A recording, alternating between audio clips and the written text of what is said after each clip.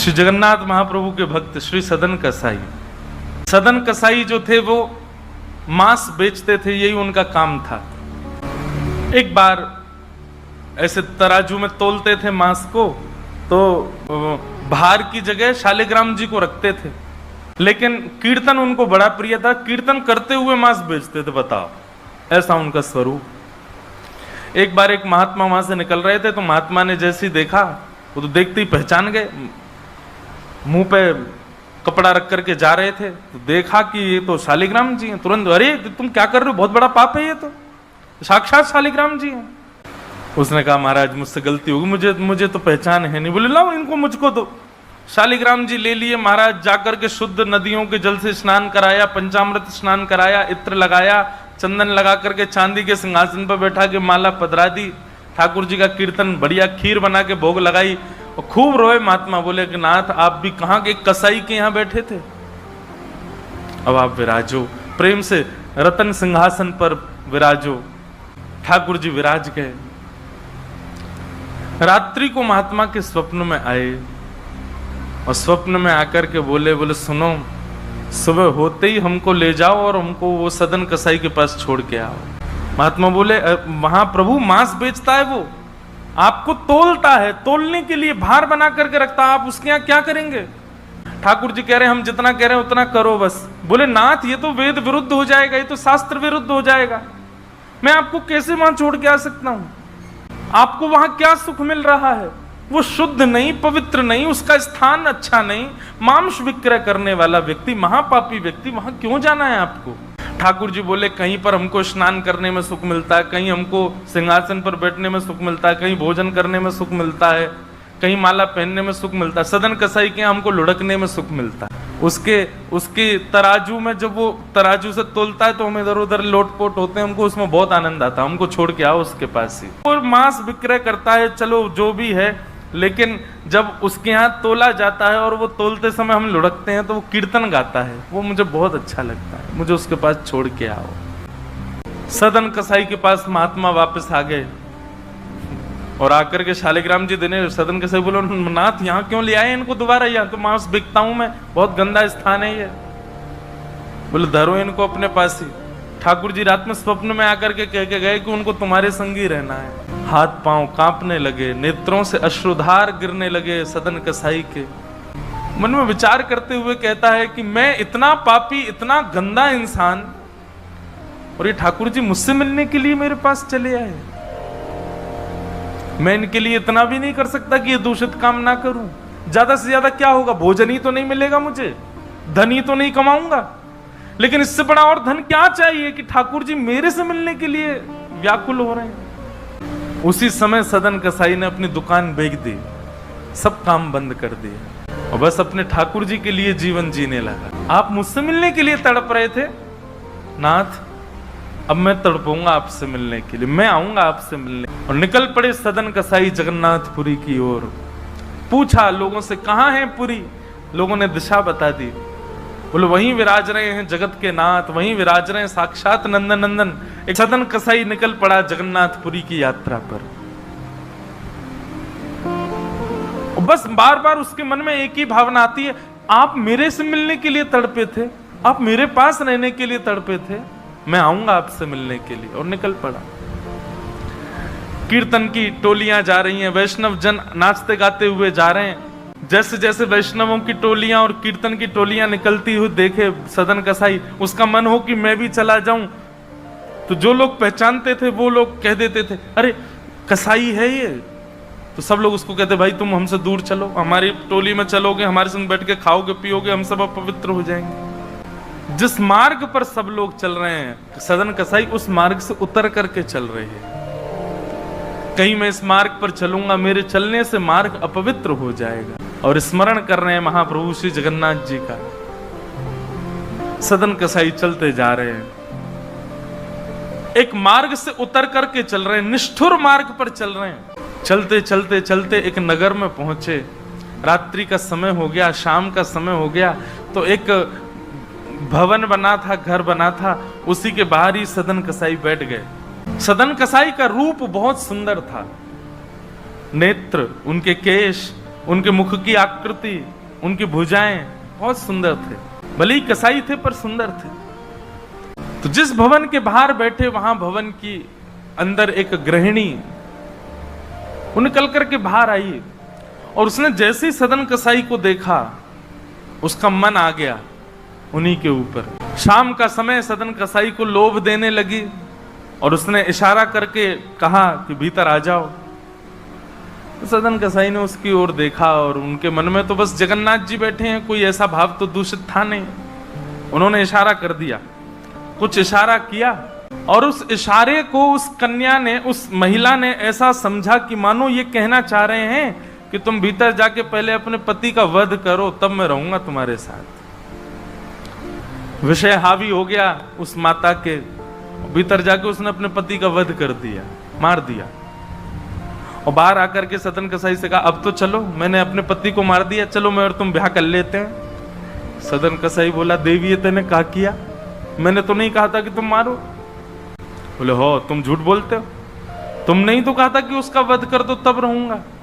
अब तुम्हारे पास एक ही रास्ता, या तो मेरे साथ रहो, नहीं तो मैं सबको बता दूंगी कि तुमने मेरे पति को मरवाया है। पर जिनके हृदय में श्री ठाकुर जी विराजमान है, उनको अन्य किसी के लोभ की इच्छा नहीं होती। उन्होंने कहा, ज्यादा से ज्यादा मार दोगी मुझको और क्या, बदनामी होगी, सब होगा, लेकिन मैं अपनी स्थिति से नहीं हट सकता। और उन्होंने अस्वीकार किया। हुआ वही, उसने हल्ला मचा करके सबको इकट्ठा कर दिया, मेरे पति को इसने मरवा दिया और ये आदि आदि सब कर दिया। सदन कसाई को बंदी बना करके राजा के सामने प्रकट कर दिया और बंदी बना करके कहा कि आप स्वीकार करते हैं कि आपने ये अपराध किया है इनके पति को मारने का? सदन कसाई कुछ नहीं बोला। बोले, क्योंकि पक्ष तो पूरा उन्हीं की तरफ जाने वाला, मैं कितना भी मना करूं, मैं सफाई क्या दूंगा, मैं कैसे प्रस्तुत करूंगा, मैं विवाद कैसे करूंगा? वैष्णव का स्वरूप होता विवाद में नहीं पड़ता। वो चुपचाप खड़े रहे, बस मुस्कुराते रहे। बोले, अब सत्य तो ठाकुर जी जानते हैं, मैं अब आपको कैसे बताऊं कि मैंने नहीं किया? मैं कहूं कि मैंने नहीं किया तो मेरे पास कोई प्रमाण नहीं है ना देने का कि मैंने नहीं किया। और प्रमाण देने के लिए, इकट्ठा करने के लिए, इतने प्रपंच में पढ़ने के लिए मैं नहीं निकला हूं। मैं तो जगन्नाथ जी से मिलने के लिए। आपको जो दंड देना है बस मृत्यु दंड मत देना, बाकी जो दंड देना है दे दो, मुझे जगन्नाथ जी का दर्शन करना है। राजा ने सदन कसाई की बात तो मानी कि मृत्यु दंड तो नहीं दिया, पर कहा कि जिन हाथों से तुमने उस व्यक्ति का वध किया उन हाथों को हम काट देंगे। सदन कसाई बोले, मैंने एक बार एक कथा में सुना है कि श्री जगन्नाथ जी की भी भुजा नहीं है, लो काट दो। जैसे मेरे स्वामी वैसा मैं, और अपनी दोनों भुजाएं आगे कर दी। मेरे स्वामी भी तो ऐसे ही रहते हैं। सदन कसाई ने अपने दोनों हाथ आगे किए और राजा के दूतों ने उनके हाथ काट दिए। पीड़ा में नहीं है, प्रसन्नता में है। आंसू तो निकल रहे हैं नेत्रों से, पर प्रसन्नता के आंसू हैं कि नाथ आपने किसी रूप में तो मुझे स्वीकार किया। चलते जा रहे हैं, रक्त बह रहा है दोनों तरफ से। बस रास्ते में एक ही प्रार्थना कर रहे हैं, नाथ है तो ये शरीर ही और यही माध्यम है मुझे आपके दर्शन का। इसमें जो ये पीड़ा हुई है, जो रक्त संचार हो रहा, रक्त जो निकल रहा है, बस इससे केवल ठाकुर जी इतना रक्त बचने देना भीतर कि मैं जगन्नाथपुरी पहुंच जाऊं, आपका दर्शन कर लूं, उससे पहले मेरे प्राण ना निकल जाए। और चलते जा रहे हैं। जैसे ही श्री क्षेत्र में उन्होंने प्रवेश किया और जैसे ही प्रवेश किया, ब्रह्म वेदी पर श्री जगन्नाथ जी झूमने लगे।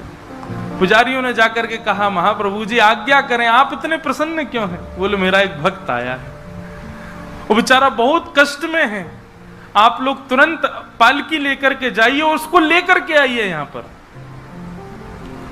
पुजारी सब पालकी लेकर के दौड़े और पुरी में प्रवेश कर रहे वैष्णवों से पूछने, अरे भैया महाप्रभु जी का कोई भक्त आया है क्या? महाप्रभु जी ने पालकी भेजी है उसको ले जाने के लिए।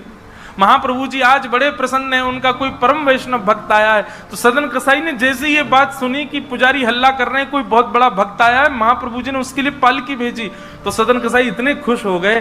बोले, आज ठाकुर जी के दर्शन तो होंगे, उनके एक प्रिय भक्त के भी दर्शन हो जाएंगे, कितना मेरा सौभाग्य होगा।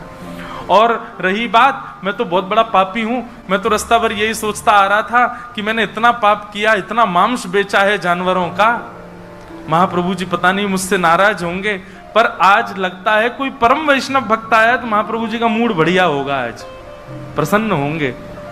तो प्रसन्न मुद्रा में ठाकुर जी बैठे होंगे, तब मैं दर्शन करूंगा तो मेरे सारे अपराधों को क्षमा कर देंगे। वहां तो भीड़ लग गई पालकी के पास में, बोले हम हैं परम भक्त, और वो सदन कसाई दूर ही खड़े हैं। बोले इनमें से कोई होगा जो पालकी में बैठेगा, आज पहले उसको प्रणाम करूंगा फिर महाप्रभु जी को करूंगा।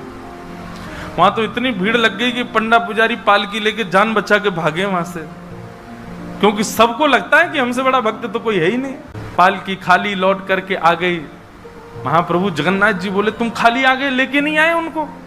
बोले भगवान आपके एक दो भक्त तो है नहीं, वहां तो हजारों भक्त, एक पालकी उसमें कितनों को बैठा के हैं, सब चढ़ने लगे। बोले हम है भक्त, हम है भक्त। आप कोई संकेत बताओ, आपके भक्त का कोई लक्षण। श्री जगन्नाथ प्रभु के नेत्रों सजल हो गए। बोले मेरी तरह उसके भी हाथ नहीं है जो आया है, वही है मेरा भक्त, उसको लेके आ। पुजारी पालकी लेकर के दोबारा गए। पुजारियों ने जाकर के जब उनकी स्थिति को देखा, कोई अपने नेत्रों के आंसुओं को रोक नहीं पाया। बार बार महाप्रभु जगन्नाथ जी को प्रणाम करें, कितने दयालु हैं नाथ, कितने कृपालु हैं आप। सदन कसाई को जाकर के पुजारियों ने उठाया, बोले चलो महाप्रभु जी ने तुम्हारे लिए पालकी। सदन कसाई बोले आपको कोई गलत सूचना मिल गई, मैं नहीं हूं वो भक्त जो इसमें। बोले नहीं तुम ही हो, ठाकुर जी ने आज्ञा करके भेजा। सदन कसाई बोले अगर मैं पालकी में बैठा तो मेरे अभी प्राण निकल जाएंगे, आप सबसे प्रार्थना है मेरी, मैं महाप्रभु जी की आज्ञा स्वीकार करता हूं, मैं आपके संग चल दूंगा, लेकिन पालकी में नहीं बैठ सकता। चलने लगे। बस इसी बात से प्रसन्न है कि महाप्रभु जी ने मुझे स्वीकार तो किया। और जैसे ही सिंह द्वार पर पहुंचे और दंडवत करते ही जैसे ही श्री पतित पावन भगवान, सिंह द्वार पर ही श्री पतित पावन भगवान है, बाहर ही उनका दर्शन हो जाता है। उनको देखा, देखते ही बोले ये पतित पावन भगवान है, श्री जगन्नाथ जी के ही समरूप हैं, पहले इनका दर्शन करते हैं फिर जगन्नाथ जी का दर्शन होता है।